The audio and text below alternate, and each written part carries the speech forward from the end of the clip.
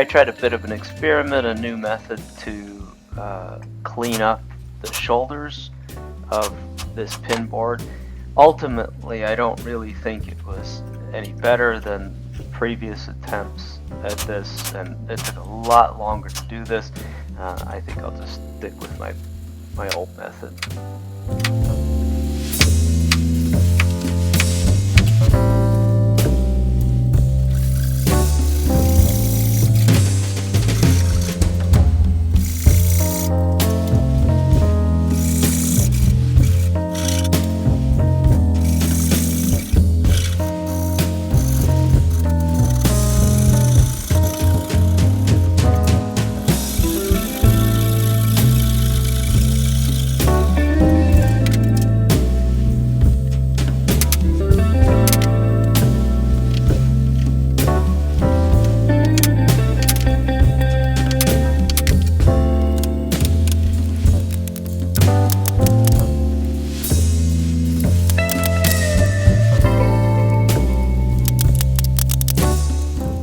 Now that I've got all the parts cut out, I can move on to the Kumiko panel.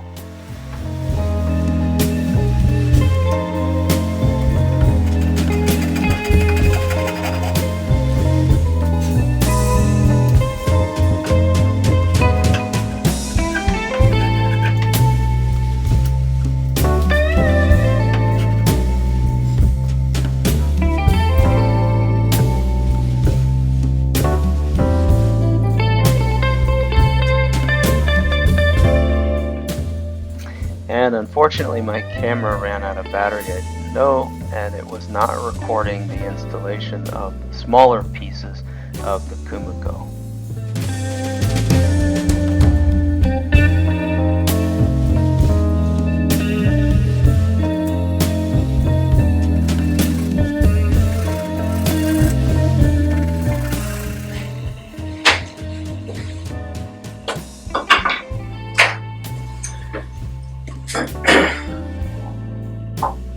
So this is going to be the frame to hold this Kumiko. That's going to be the door for the cabinet. But before I put the Kumiko in there permanently, I'm actually doing a prototype of this door with a wooden hinge using most of the methods that Rob Cosman described. So I've got my dowel cut, some oak dowel that came from the same oak as the rest of the cabinet, and I've cut it, and I've also put small holes in there, and I've got pins between each one of them, and I've also got the 6mm bit that I used in my router to cut the base here. And now I'm just marking out the position of each of the segments of the hinge, and then I'm going to put wax in every other one and glue in every other one on both sides. You can see this online. There's lots and lots of videos showing how to do this, so I won't describe all the details.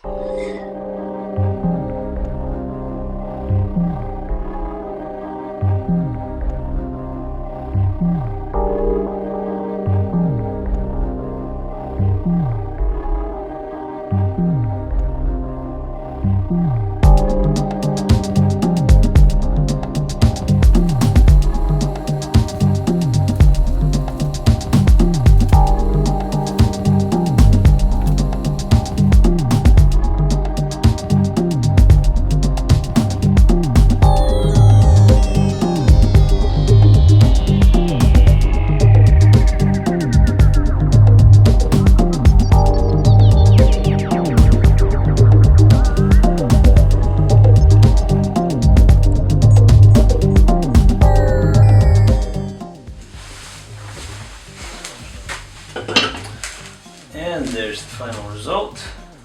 The hinge, you can see a few little gaps here, and I had to put a little wax in there because it made quite a bit of noise at first. But you can open it to there. And now the big question is, how do I integrate this into my cabinet? And that I'll have to think about a bit.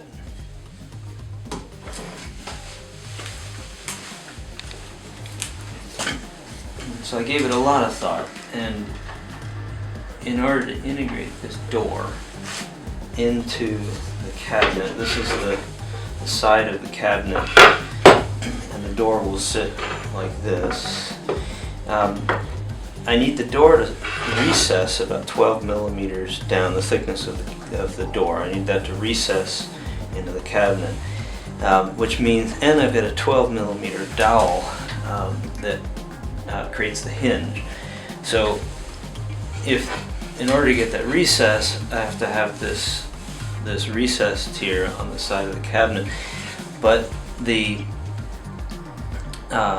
my bit my router bit that I use to create this cut here isn't high enough to reach this. So therefore, that's why I created the door separately, attached already to a wall. Now the wall's far too wide right now, so what I decided to do was to I used a flush trim bit on my router table here to create a really nice smooth surface to eventually glue the door back on. It will only be a very small amount that will get glued in. Hopefully it doesn't show up. And then what I'll do is I left the sides alone. I didn't go all the way to the edges. So I'll put the cabinet together. Once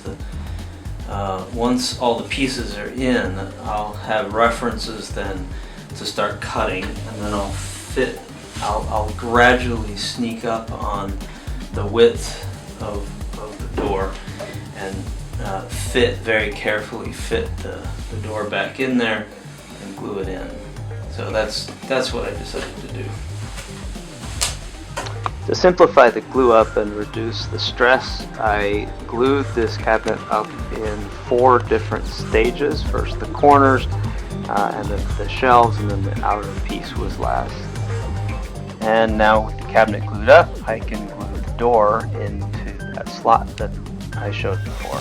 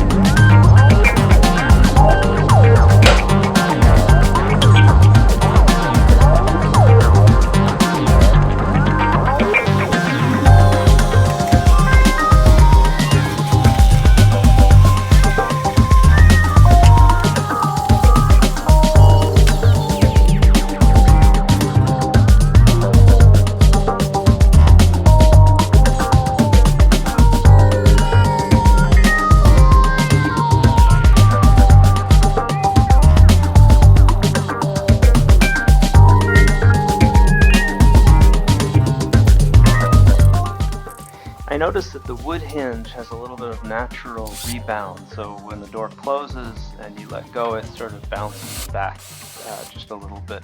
So what I did to make the door stay closed is I just added magnets. That's what I'm doing here, and I'm just using a little bit of CA glue to hold those in.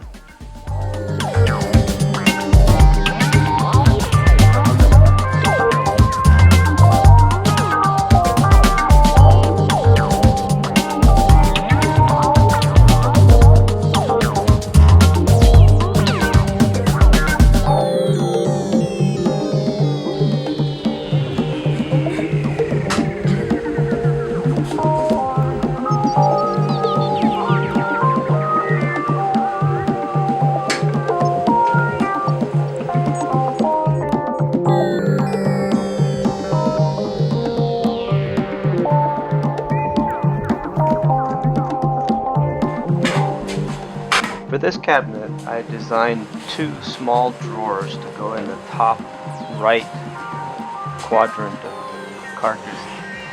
And I did it in sort of, I'm not sure if this is exactly a standard way of building drawers, but I built one very tall drawer that fits the whole space.